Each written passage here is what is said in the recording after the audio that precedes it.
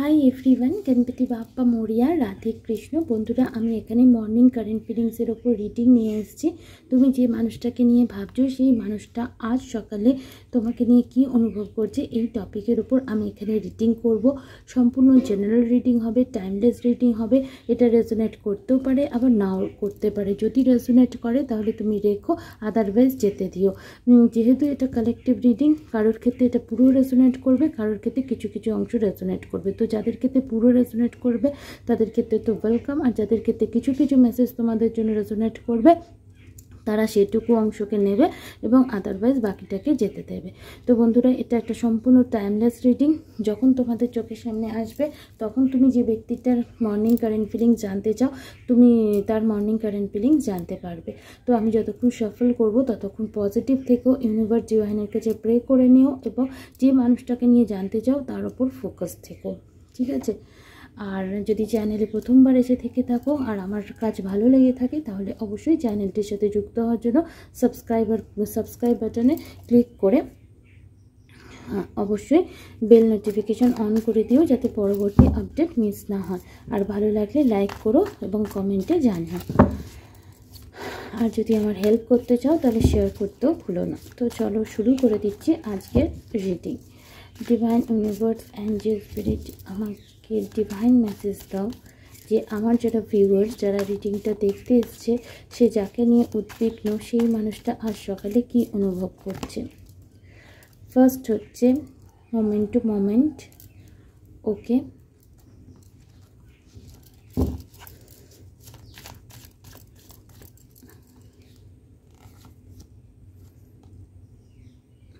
doing the dream,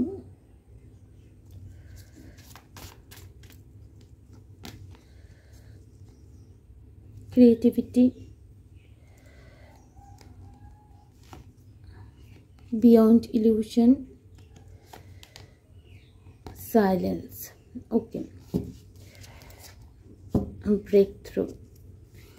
তো এখানে আমি দেখতে পাচ্ছি তুমি যাকে নিয়ে রিডিংটা দেখতে এসছো বন্ধুরা, সেই মানুষটা রিসেন্ট কিছু টাইমে নিজের আশেপাশের কেওয়াস, কনফ্লিক্ট, সমস্ত মাইন্ড ম্যানিপুলেশন, এই সমস্ত জিনিস থেকে নিজেকে একটু দূরে রেখেছে এবং যার প্রভাবে তার অবচেতন মন তাকে কিছু প্রশ্নের বার্তা দিচ্ছে এবং আজ সকালে যার প্রভাবটা তার মাইন্ডের ওপর, তার হার্টের ওপর এবং তার লাইফের ওপর ইম্প্যাক্টটা পড়ছে।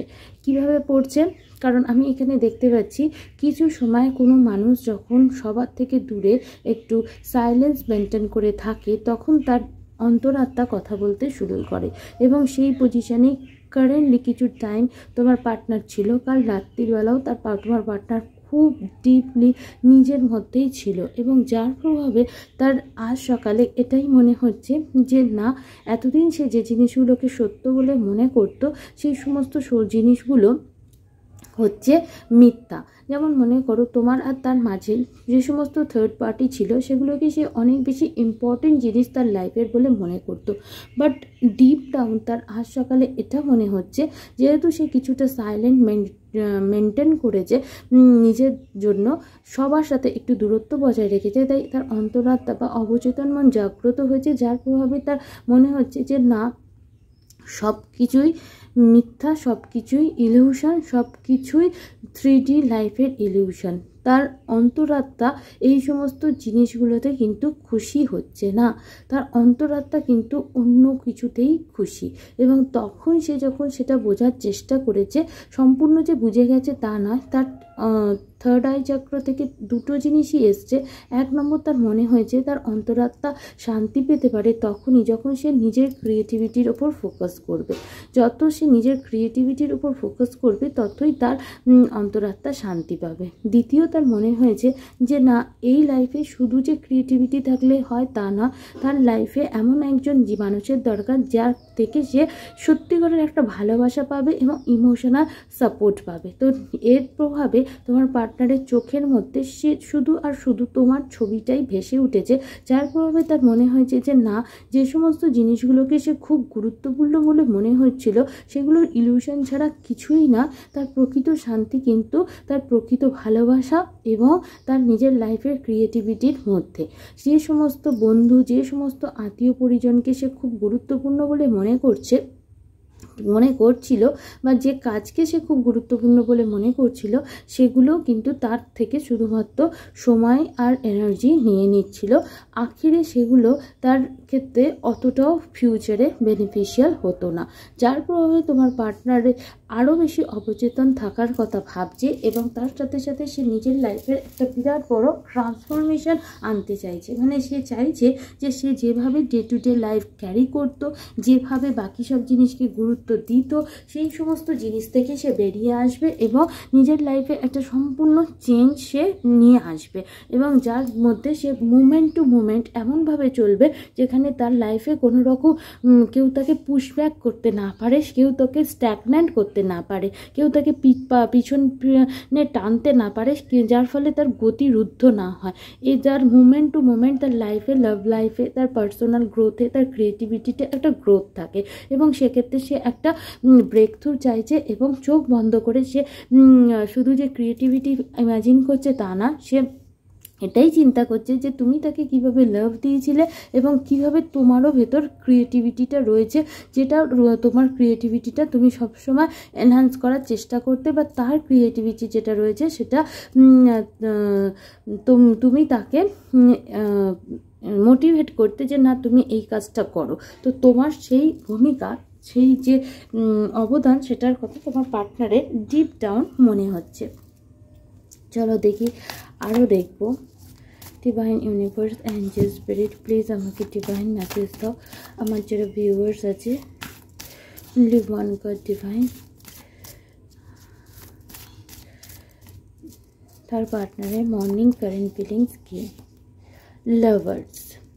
কোথাও না কোথাও তোমার পার্টনারে এইটা মনে হচ্ছে যে তোমার ভালোবাসা তার প্রতি একটা পিওর ছিল, যেখানে কোনো রকম ঘাত মেশানো ছিল না।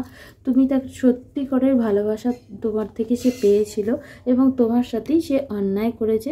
এবার তার মনে হচ্ছে যে না, তোমার কাছে তার ক্ষমা চাওয়া উচিত।